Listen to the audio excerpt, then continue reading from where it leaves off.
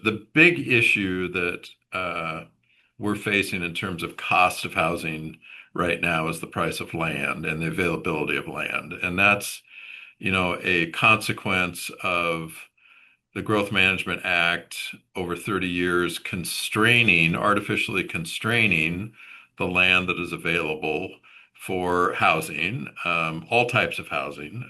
But, we create these urban growth areas and are expected to accommodate all of the growth that we have in new housing within those urban growth areas. And those urban growth areas, those lines have changed very slightly over 30 years. And so, as you can imagine, as land becomes more scarce, the price of it dramatically increases, and it gets harder to find to build new housing units, and whether that's multi-housing, multifamily housing, or single or duplex or townhouses, that kind of thing. It's the price of land now is to the point where an average lot in the Puget Sound area, those five counties, is $300,000 just for the lot itself.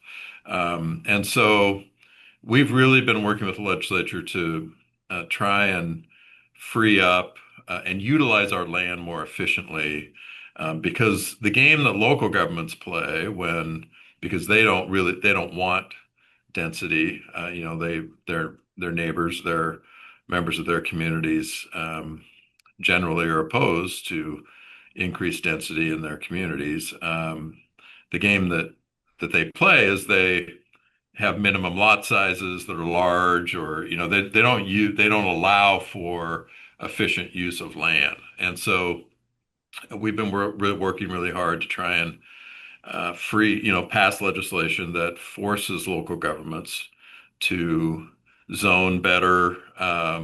We had the middle housing bill that passed a couple of years ago, which was the first time the state government had stepped in and mandated on local governments that, no, you are going to zone based on the size of your city to allow density.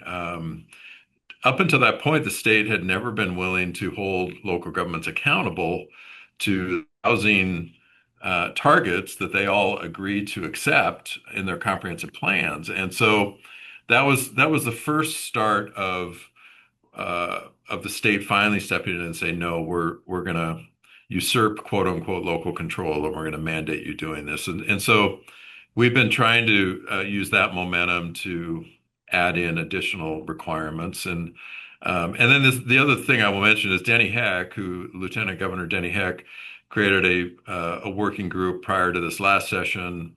He was appointed by the governor as kind of the lead on housing in the legislature, and the working group he put together and the recommendations that they made created some momentum into the legislative session. So I really have to credit Denny for his leadership on this issue in helping us make some progress here.